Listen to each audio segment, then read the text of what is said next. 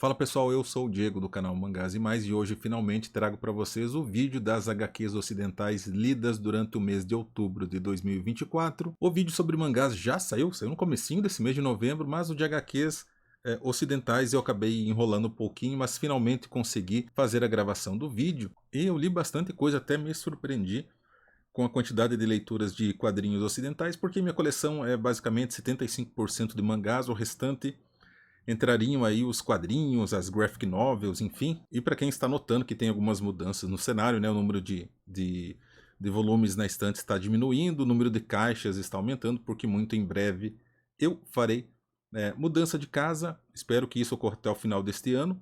Então já estou preparando aqui, já tem bastante coisa encaixotada e ainda bem será para um espaço melhor, um espaço maior, não precisarei dividir a minha gibiteca com o meu quarto. Então vai dar para fazer um espacinho gostoso ali, talvez colocar uma cadeira, uma mesinha, algo mais confortável para fazer a leitura, né, sem ter que ficar sentado aqui em frente à mesa do computador ou deitado na cama. Bom, e para o vídeo não ficar muito extenso, eu já peço para você deixar o seu like se gosta desse tipo de conteúdo, se inscrever no canal se não for inscrito, todas as informações importantes você encontra na descrição desse vídeo. E o primeiro material que eu quero mostrar nem está na thumb, porque na verdade eu não terminei de finalizá-lo, que é este ônibus aqui do Fantasma, né? E Piratas Aéreos e Outras Histórias é o subtítulo desse ônibus do Fantasma, lançado aqui no Brasil pela Mitos Editora, um material, cara, muito bonito, capa dura, não que a capa dura o torne bonito, é claro, mas a edição está sensacional e eu li até a página 421, em que finalmente chega a história de origem do fantasma. É um material que eu gosto de ler com bastante calma, porque a história é sequencial, tá?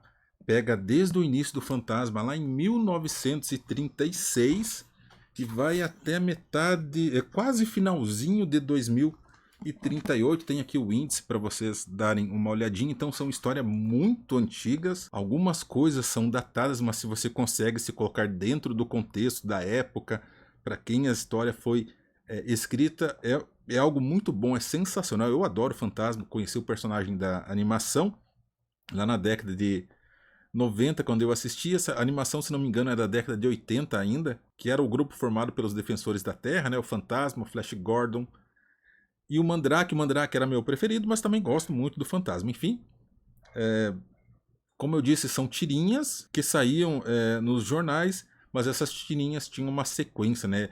Tinham uma história do começo, meio e fim. Então eu li A Irmandade Sim, Piratas Aéreos, que é a história que dá nome ao título, Guerra na Selva, O Pequeno Toma, Prisioneiro dos Himalaias, que é aonde conta a origem do fantasma, começa na página 421. Esse ônibus aqui tem, não sei se chega a 600 páginas, não. 557 páginas, então agora nesse mês de novembro eu finalizarei a leitura, mas contarei como uma leitura de outubro. Eu mostrei o Ônibus do Fantasma primeiro, não é porque foi a leitura que eu menos gostei, mas é porque é uma leitura não finalizada ainda e não dá para comparar Fantasma com os outros materiais aqui que são bem mais recentes, não são tão datados assim, e o Fantasma é uma obra, pelo menos neste início dos ônibus, é um resgate histórico. É claro que eu farei a leitura de todos os materiais que eu faço a aquisição, mas os quadrinhos do Fantasma tem mais uma veia de colecionismo, menos leitor e mais coleção. Enfim, espero que vocês tenham entendido. Agora, na sequência, o que eu menos gostei de ler, agora sim, dentro do ranking, não é ruim, mas eu considero as outras obras melhores. E eu estou falando do meu primeiro contato com Dylan Dog, nesse encadernado aqui da Panini Kylex, que tem duas histórias aqui dentro. Tem review deste material aqui no canal, deixarei o link aqui no cardzinho para vocês, se tiverem interesse, ainda não conhecerem a obra, ou se quiserem apenas saber qual foi a minha opinião, a minha visão com relação a este material aqui. Fiquem à vontade para assistir ao vídeo. Enfim, não gostei, não que a história seja ruim, a história é boa, é bem construída, mas o gênero aí de terror, de horror, não é algo que me agrade tanto assim. E algumas cenas aqui eu achei um tanto quanto pesadas. Não significa que isso vá prejudicar vocês. Por exemplo, em Ataque dos Titãs, tem algumas cenas bem pesadas também quando os titãs atacam. Mas dentro daquele contexto ali, talvez por ser um mundo mais fantasioso, não me afetou tanto. Aqui a história, assim, te dá a impressão de que você está vivenciando aquilo, de tão boa que é a narrativa. Então, em certo ponto, em razão disso, eu diria que me afetou um pouquinho mais. Dando prosseguimento aqui, eu li 2 volumes de Júlia Especial. Eu li o volume 1 e li também o volume 3 para completar esta coleção de 10 volumes. Me falta o volume 2. Eu cheguei a fazer a aquisição, mas o meu veio com um problema, né? Faltou um pedaço da história ali no meio. Eu fiz a troca via Shopee, comprei de terceiros lá. E é um material que eu recomendo bastante para quem gosta de investigação criminal, que é o foco aqui de Julia Kendall. Não é algo como o CSI, em que você faz análise de DNA, busca um monte de pistas. Não, é algo mais, eu diria, psicológico, comportamental do assassino. É nisto que a Julia, a criminóloga, busca. Lembrando que no Júlia, nessa versão aqui especial, ela ainda não está formada, ela ainda não exerce a profissão de criminólogo. Ela é uma assistente do professor dela, ou seja, ela ainda está na graduação. E é algo bastante interessante para entendermos como surgiu a personagem, né? Ou como foi, melhor dizendo, a juventude desta personagem, que tem uma legião de fãs aqui no Brasil. E eu gostei tanto de Júlia que pretendo fazer aquisição de mais obras, mais volumes desta personagem nas outras edições que a editora Mitos Editora tem lançado aqui no Brasil. Enfim, mais uma obra que eu li, mais um Bonelli, assim como Júlia e como Dylan Dog. Eu tenho aqui Dhampir, da editora 85. Eu fiz a leitura do primeiro material, o volume 1 de Dhampir. Surpreendido positivamente. Claro, já havia visto alguns reviews, alguns comentários. Normalmente, antes de comprar algo, eu faço uma pesquisa sobre aquele material, afinal o dinheiro não dá em árvores.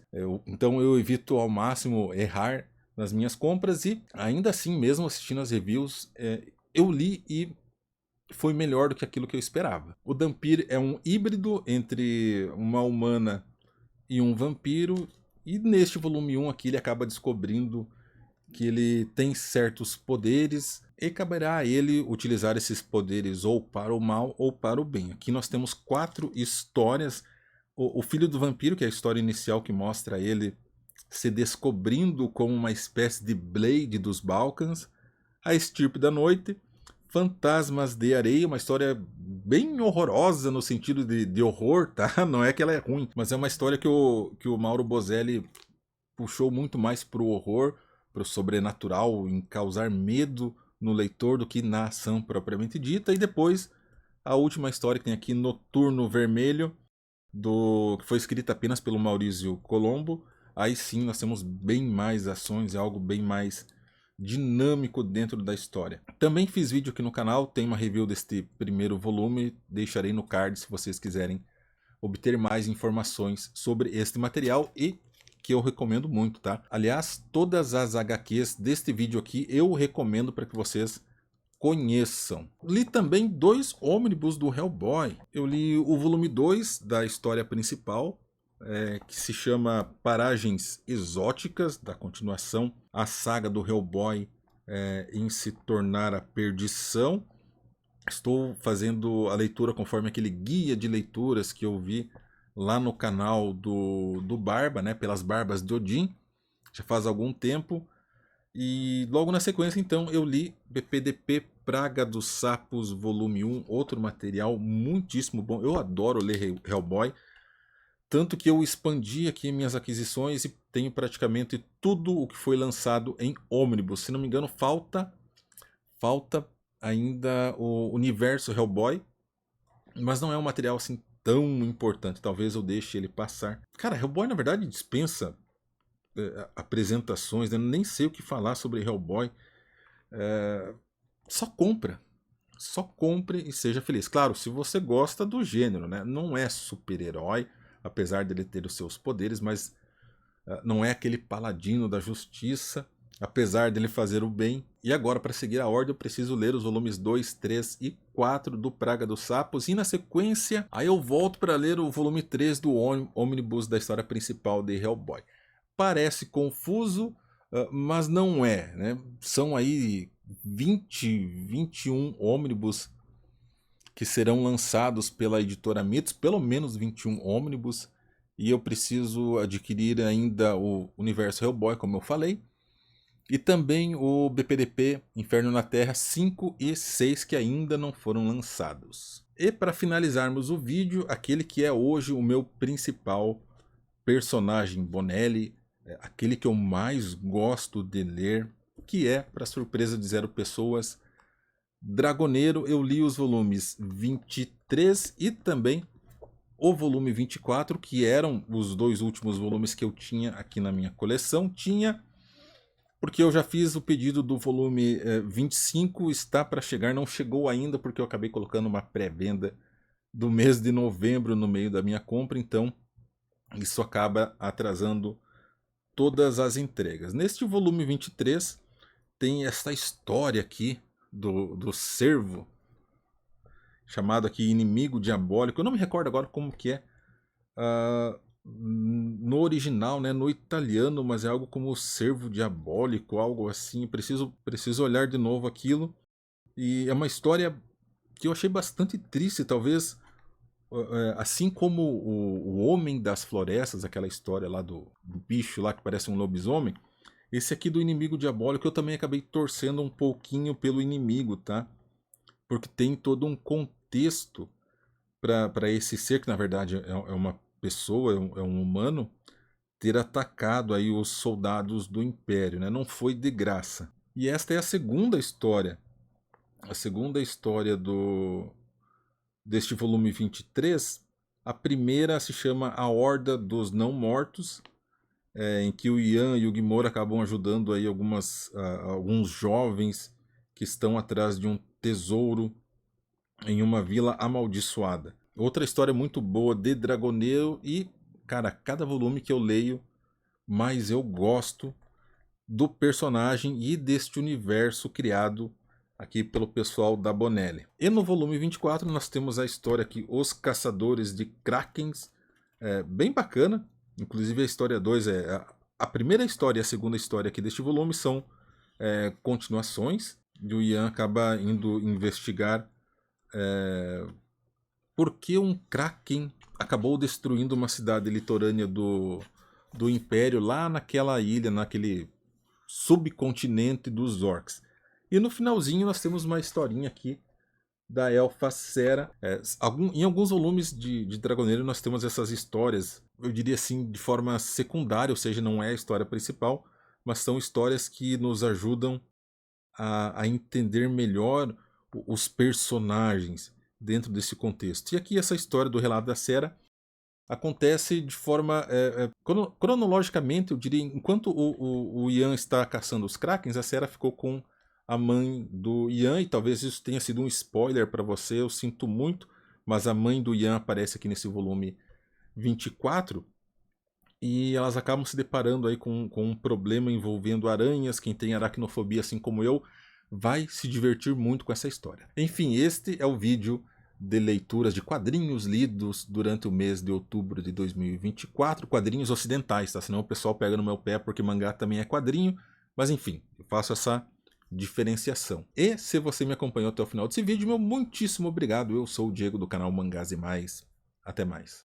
E o meu muito obrigado a todos os membros apoiadores deste canal.